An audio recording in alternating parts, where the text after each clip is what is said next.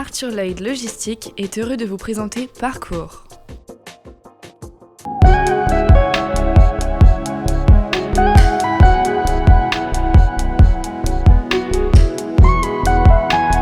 Parce que parcourir, c'est aussi découvrir, c'est aller à la rencontre, c'est finalement échanger, partager, c'est l'objet et le but de Parcours.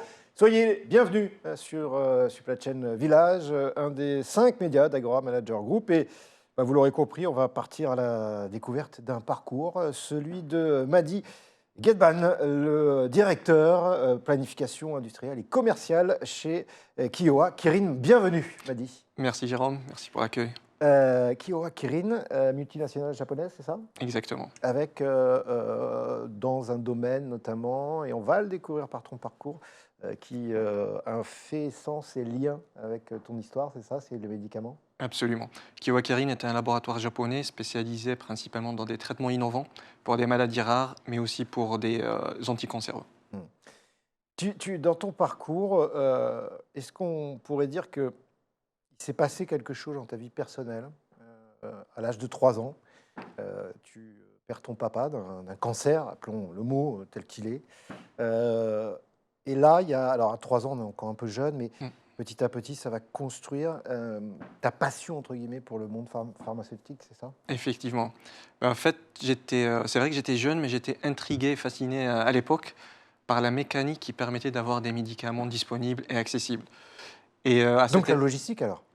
Oui, absolument. Absolument. C'est comment on arrivait à avoir des médicaments disponibles et accessibles qui nous permettaient de traiter la maladie.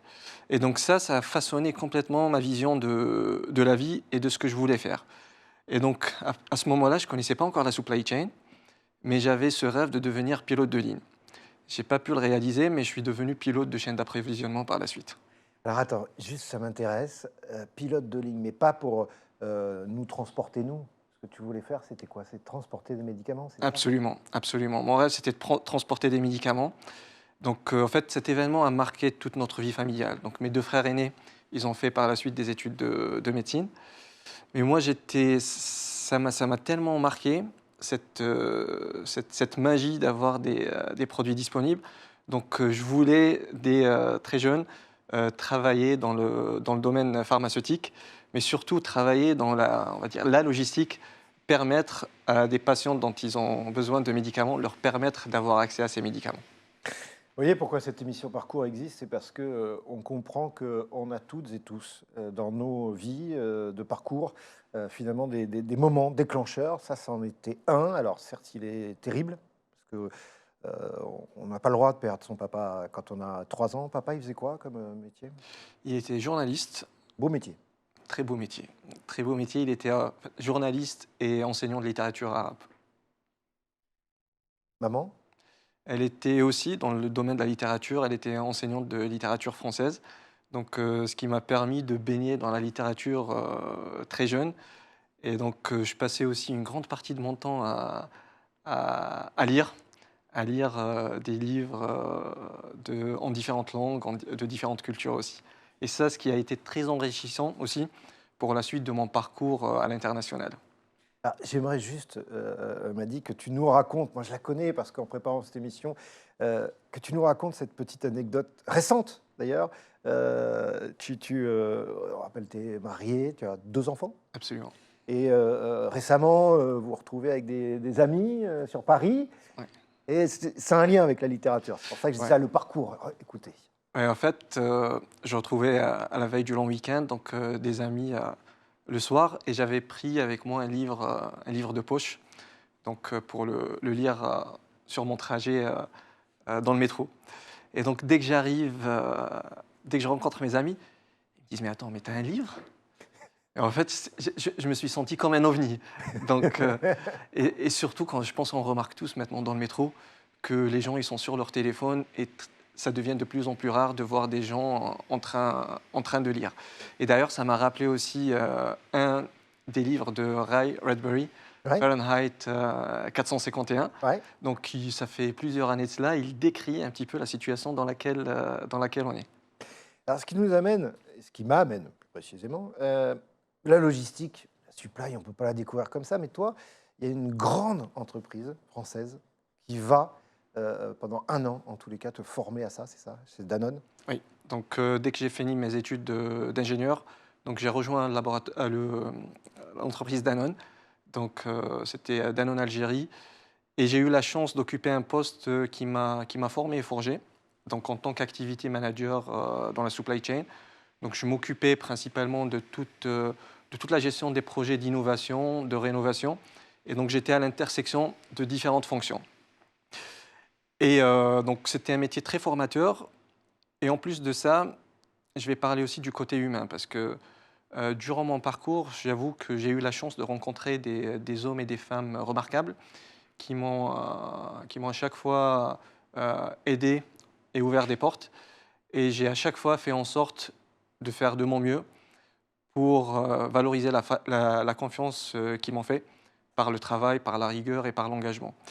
Et chez Danone, à l'époque, on avait un directeur général qui était un ancien directeur de la supply chain, Jean-Yves Roussy. Et je me rappelle la première discussion que j'ai eue avec lui, donc après les entretiens que j'ai passés. Il m'a dit, pour ce poste, je veux une main de fer dans un gant de velours. Et en voyant moi ce profil pour le poste. Donc c'était une discussion très marquante, parce que ça m'a suivi par la suite dans toute ma carrière. C'est comment faire avancer les choses avec une rigueur et une discipline militaire, mais tout en restant bienveillant et faire en sorte d'embarquer les équipes avec bienveillance dans les projets qu'on fait. Tu parlais militaire parce que service national? J'ai toujours été fasciné par le monde militaire, donc j'ai pas fait de service national, mais j'ai toujours été marqué par le monde militaire, de par sa rigueur, de par sa discipline, mais aussi de par le don de soi. Donc ça, avoir les militaires qui sont prêts à risquer leur vie pour protéger les autres, pour moi, c'est quelque chose de très noble et qui est très exemplaire. Ce qui nous fait le trait d'union aussi avec la logistique, la supply, parce que finalement, il y a une notion d'altruisme pour l'autre, alors encore plus dans ton parcours de vie à toi, ce qui nous amène à la deuxième, pour moi, étape importante, alors pour moi, à la lecture et l'apprentissage de ton parcours, c'est lorsque tu vas arriver chez Pfizer. Et tu me disais, c'était un rêve. Alors on comprend maintenant décès de papa quand tu as 3 ans, passion pour le monde pharmaceutique, Pfizer, laboratoire mondial. Comprends pourquoi tu dis que c'est un rêve? Oui, en fait, en rejoignant Pfizer, j'ai commencé à réaliser ce que les Japonais appellent la philosophie Ikigai. Donc la philosophie Ikigai, c'est l'intersection entre ce qu'on aime faire, ce pourquoi on est doué, ce dont le monde a besoin, et aussi ce pourquoi on est rémunéré ou reconnu. Donc en fait, c'est une philosophie d'être. Et ça réalisait toute ma vision. Donc de un. Et de deux, c'était une expérience magnifique parce que, pareil, j'ai rencontré des hommes et des femmes remarquables. Entre autres, le DRH qu'on avait à l'époque, Monsieur Olepsir, parce que j'étais jeune. Le poste qu'il avait rejoint à l'époque, il y avait quelques personnes qui n'étaient pas très enthousiastes parce qu'ils pensaient que j'étais très jeune pour occuper une position. Avec quel âge? J'avais 24 ans, une position de responsabilité. Donc le DRH qui a cru en moi, mais aussi j'ai eu un manager qui, lui, a été une école sur mon développement en leadership et sur mon développement personnel, qui est Monsieur Chaïb. Donc j'ai passé 6 très bonnes années avec lui. En fait, j'ai appris à avoir une colonne vertébrale bien solide, des valeurs solides, mais aussi à mettre en pratique un courage, on va dire. C'est vrai quand on parle de courage, on a tendance à dire que le courage, il est juste physique. Mais le courage peut être aussi émotionnel, peut être managériel, peut-être aussi comportemental. Donc, j'ai appris à solidifier ma colonne vertébrale de valeur, mais aussi à développer un courage managériel qui me sert encore dans ma vie personnelle, mais aussi professionnelle. Tu vas passer 11 ans, c'est ça, chez Exactement. Pfizer. Tu dis, je suis un pur produit de la supply. C'est là où tu vas découvrir à 360 degrés finalement ce que c'est. Oui. En fait, j'ai eu l'opportunité de faire toutes les fonctions de la supply chain, donc de bout en bout.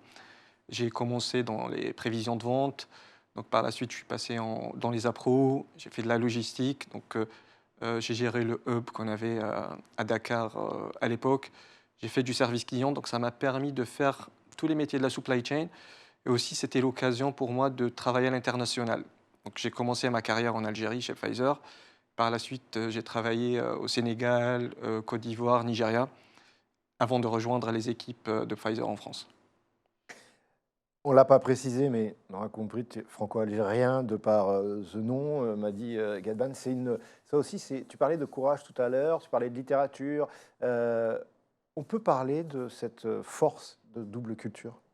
Oui, oui, en fait, c'est une force indescriptible. En fait, déjà, je trouve que être méditerranéen, c'est une. Attention, parce que moi, je suis un terrien. Là, c'est le centre de la France, c'est la Sologne. Ben, On on passe est- le bonjour à la Sologne. et on est complémentaires. C'est ça qui importe le plus, c'est la complémentarité. Et en fait, c'est deux cultures très riches, très enrichissantes et des cultures orientées vers l'excellence. Donc, moi, ça m'apporte beaucoup dans mes échanges, surtout au niveau international. Hmm. International, justement, tu l'es, je rappelle, tu es directeur planification industrielle et commerciale chez Kyowa Kirin, une multinationale japonaise. Comment on passe de Danone, Pfizer et on atterrit chez Kyowa Kirin? Alors, tu l'as dit tout à l'heure, cette multinationale spécialisée dans les médicaments innovants. Donc là, on est toujours, vous le voyez, le trait d'union du parcours de vie personnel, touché à l'âge de 3 ans, le décès de son père. Et puis derrière, ça va venir comme ça alimenter le parcours professionnel. Chez Kyowa Kirin, tu as trouvé quoi en arrivant et tu trouves quoi aujourd'hui? Chez Kyowa Kirin, la devise, c'est Make people smile. D'accord. En Rendre le traduction de la sourire, langue de Molière, rendre le sourire aux gens. aux gens. Donc, en rendant disponibles des médicaments innovants pour des maladies rares et pour des anticancéreux. Donc, moi, déjà, en fait, lors de mes premiers échanges, j'ai été marqué par cette vision. Et après, ce qui m'a aussi intéressé, c'est le monde des médicaments innovants. Donc, c'est des médicaments nouveaux à introduire auprès des patients. Donc, il y avait beaucoup d'incertitudes sur comment ces médicaments allaient se comporter. Et ce qui fait qu'il y avait beaucoup d'incertitudes sur toute la chaîne de valeur du médicament. Et donc, il fallait être agile, il fallait être efficient, mais surtout, il fallait être très réactif pour s'assurer qu'on répond positivement aux attentes de nos patients. Et ça aussi, chaque jour, en fait, je le vis avec mes collègues, parce que là, depuis le mois de février, je pilote le processus de planification commerciale et industrielle au niveau monde. Donc, je travaille Tu vois, avec... finalement, pilote, tu l'es devenu. Exact. Pilote salé, et c'est juste maintenant le pilote de chaîne d'approvisionnement. et en fait, je retrouve aussi chez mes collègues la même motivation. C'est qu'en fait, on n'est pas là que pour faire du business, mais on est là aussi pour apporter une valeur ajoutée, apporter quelque chose de positif au monde. Avant de conclure, rappelle ta philosophie qui s'attache à la phrase d'un grand homme, Thomas Jefferson, qui dit: « Je suis un grand croyant en la chance et je trouve que plus je travaille dur, plus j'en ai. » Ça, c'est ta philosophie. Oui, oui. Et tester, approuver. Et en fait, quand je l'ai lu la première fois, je me suis dit, ouais, ça c'est vrai. C'est pas juste des paroles d'un politicien, mais c'est une philosophie réelle. Et en fait, à chaque fois, je me rends compte que, en fait, la réussite, c'est 50% de travail, 50% de chance. Et plus on travaille, plus on attire la chance. Pour finir, deux petites choses. C'est les Japonais disent dans les entreprises, il y a trois valeurs. Il y a le talent, l'investissement et l'état d'esprit. Est-ce que toi, tu pourrais me classer par ordre d'importance? Talent, état d'esprit investissement? Alors, le talent, c'est la base. Ce qu'on appelle le order qualifier, c'est ce qui nous permet de rester en compétition. L'investissement, c'est ce qui nous permet de durer dans le temps, parce que si on n'investit pas, on va être obsolète à un certain moment. C'est l'état d'esprit. Et l'état d'esprit, moi, je pense aussi, c'est aussi un pilier très important. Parce qu'il y a aussi un proverbe africain qui dit: seul, on peut aller vite, Vite, mais ensemble, on va peut plus aller loin. loin. Et donc, pour moi, l'état d'esprit, il est très important, que ce soit vis-à-vis des gens avec qui on travaille, mais aussi vis-à-vis des problèmes qu'on peut rencontrer dans la vie professionnelle. Il y a un passage dans le film de Rocky Balboa que j'ai toujours trouvé très juste, Lequel, le premier? alors qu'il dit que, en fait, c'est pas celui qui frappe fort Ah oui. qui avance, mais c'est celui qui est capable d'encaisser et de continuer. Et après, avec le temps, mon paradigme a évolué. Donc, je pense que la vie, elle n'est pas seulement un éternel combat, un combat permanent, mais c'est beaucoup plus une danse. Donc, une danse qu'il faut apprendre à apprivoiser avec ses rythmes, ses déséquilibres, ses moments de douleur et ses moments de grâce. Et au final, le plus important, ce n'est pas de contrôler la vie, mais c'est vraiment, parce qu'on ne peut pas la contrôler, la vie. Elle est toujours plus forte que nous. Mais c'est plutôt d'apprendre à danser avec elle pour construire la plus belle des chorégraphies possibles. Belle métaphore, j'allais dire, en tous les cas très inspirante. Pour terminer, que dirait le Mady d'aujourd'hui à 38 ans au Mady de 3 ans qui perd son papa? Ben, que rien n'est impossible. Donc il faut juste travailler, provoquer la chance et aussi construire des relations saines et durables. Parce qu'en fait, au final, le plus important, c'est l'humain. C'est l'héritage qu'on va laisser, non pas matériel, mais aussi l'héritage qu'on va laisser de par nos travaux qu'on va faire auprès d'une population peut-être qu'on connaîtra jamais.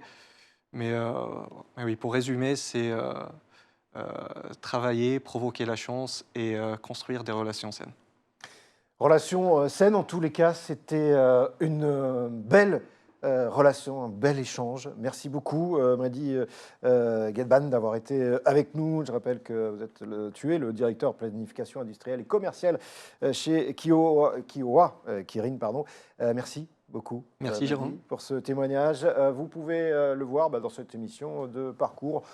On voyage à travers le parcours d'une personne, d'un directeur logistique. En tous les cas, le but, c'est de comprendre qu'il y a derrière les hommes qui nous permettent, ou les femmes d'ailleurs, qui nous permettent d'avoir au niveau logistique ce dont on a besoin. Merci beaucoup d'avoir été avec nous. N'hésitez pas à aller vous balader encore une fois sur le média Supply Chain Village. Vous allez y trouver énormément d'informations, notamment newsletter pour avoir toutes les dernières infos. Vous êtes ici chez vous, c'est Agora Manager Group. À bientôt.